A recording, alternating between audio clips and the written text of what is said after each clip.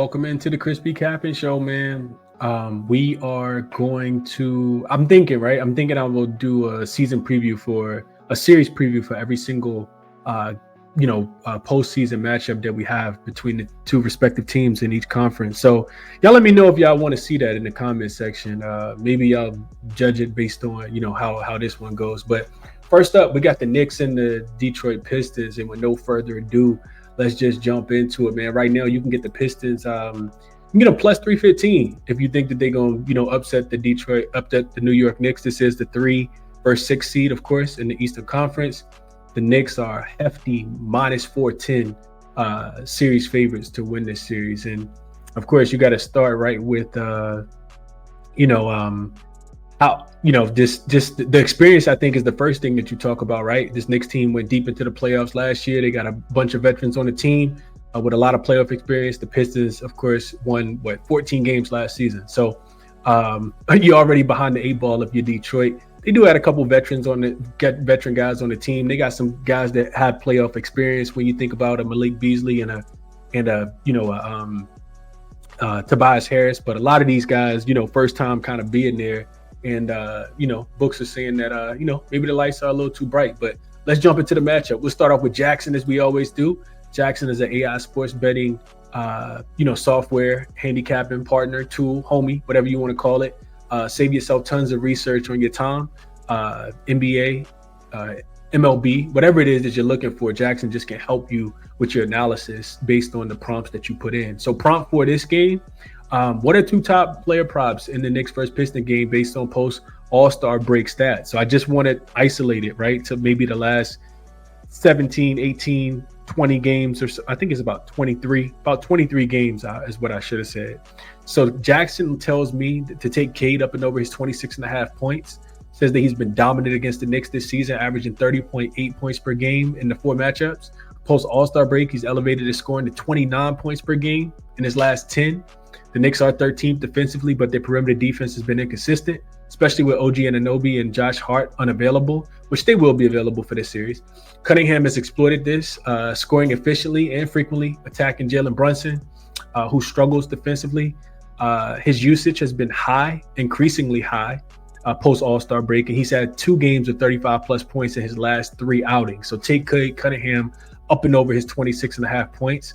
jaXon also likes Jalen Brunson, so both point guards, up and over for Jalen Brunson at 25.5, since he's been stellar against Detroit, averaging 28.3 points per game in the 4 matchups. Post All-Star break, he returned to form after an ankle injury, scoring 27 points against the Boston Celtics. Detroit does rank 10th defensively, but they lack strong perimeter defense to contain Brunson.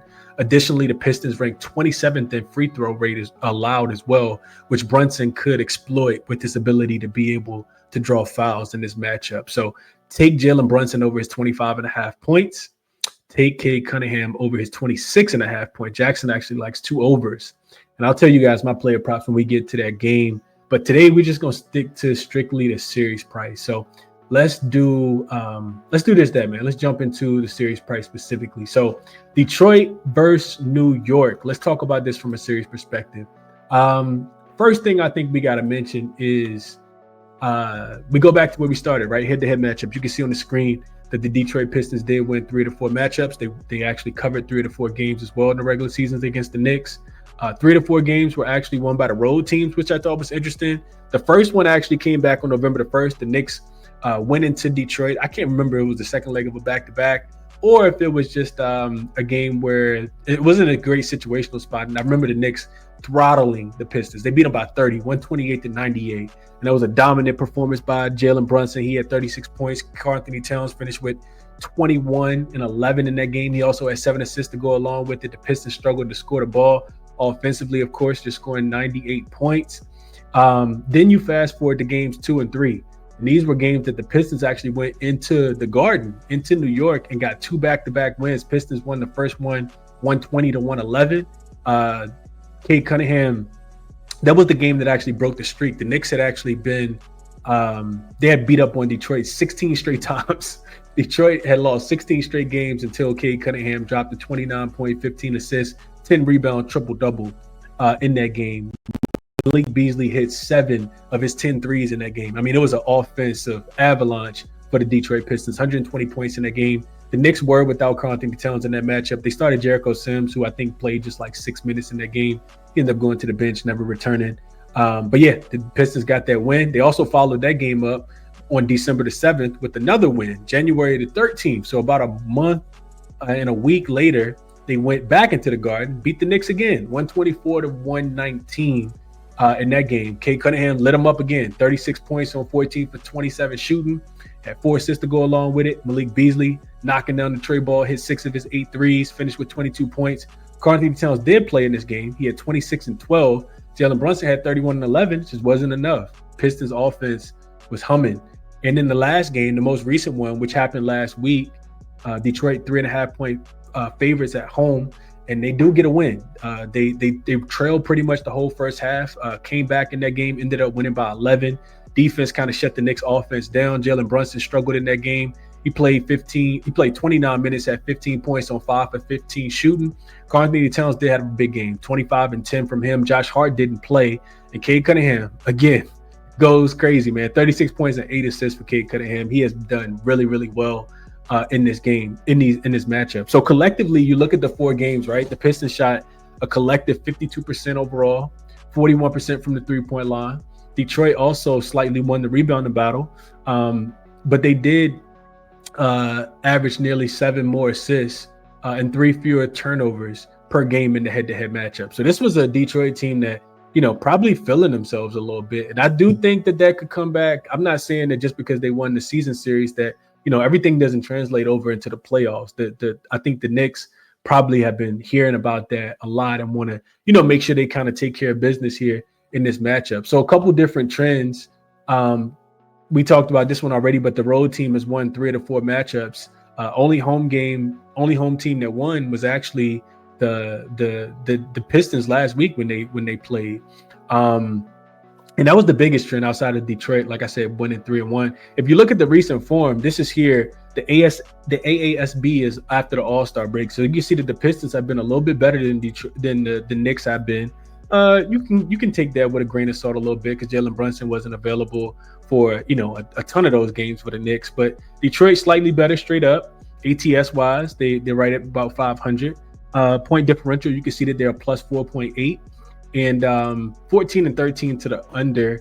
The Knicks have been a strong under team as well. You can see that they're 18 and 10 to the under. Offense has slipped a little bit. 22nd in offensive rating. Defense has been strong though, 11th. And 18th in net rating. You can see that their point differential is only a plus half a point.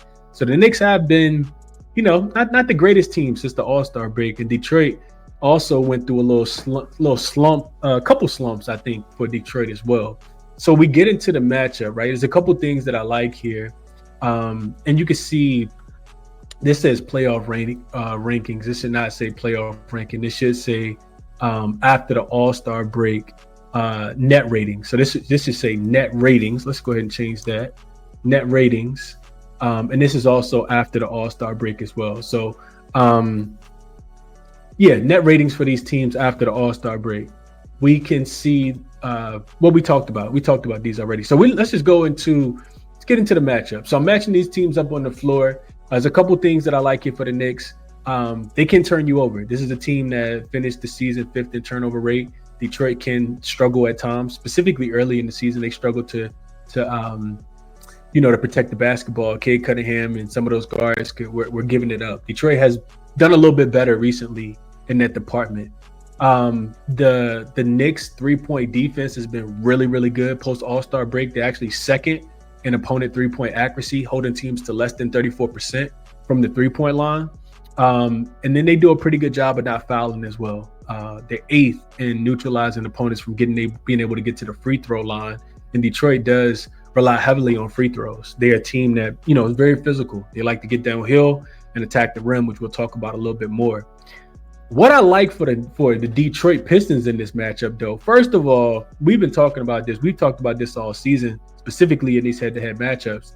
The Pistons are a team that love to get downhill. They love to run a lot of pick and roll.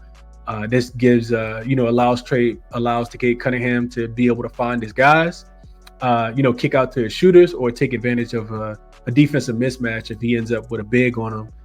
or somebody he's, faster than, or, he can score the ball in a plethora of different ways. So I'm thinking about the matchup, and the first thing that stands out to me is how much the Pistons run the pick and roll. Finished the season 6th in frequency.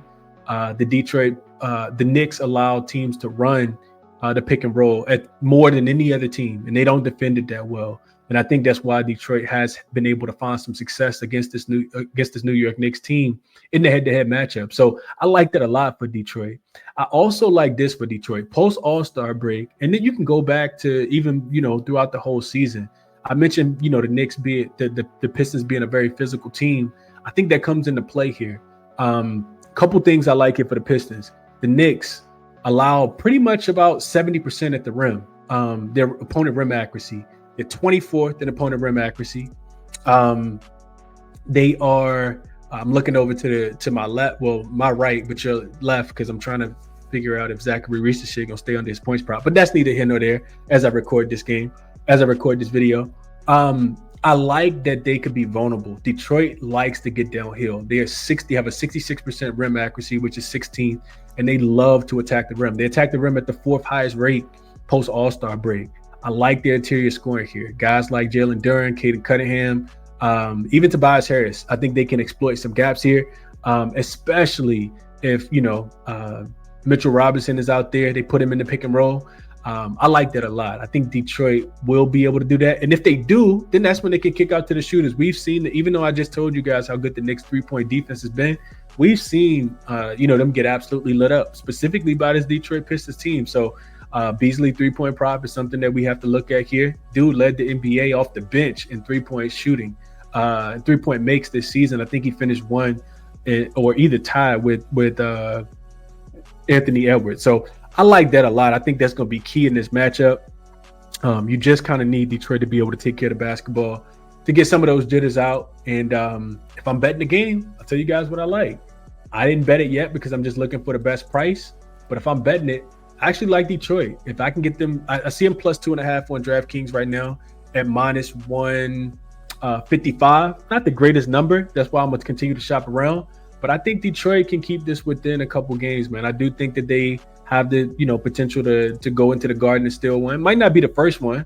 I think the Knicks will come out and punch hard early. But I think Detroit could potentially steal game 2. I do think that they're going to win a game at home as well. I think they can keep it within, keep the series reasonable. So I like Detroit plus 2.5 games if I'm betting this series. As far as player props on a game-by-game basis, we'll talk about those a little bit later.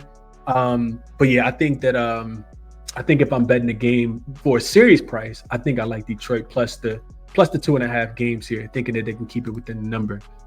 That's it. That's this one. Hopefully some of the things that we talked about was helpful for your handicapping process. Just letting you guys know how I'm looking at this series.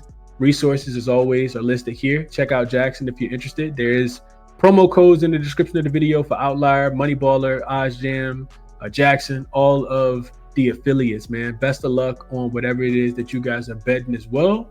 And I will catch you guys in the next one. We'll be live in the morning as well, going through Bulls, Kings. Going through Bulls, Heat, and then Kings and Dallas Mavericks as well. Catch you guys in the next one, man. I'm out.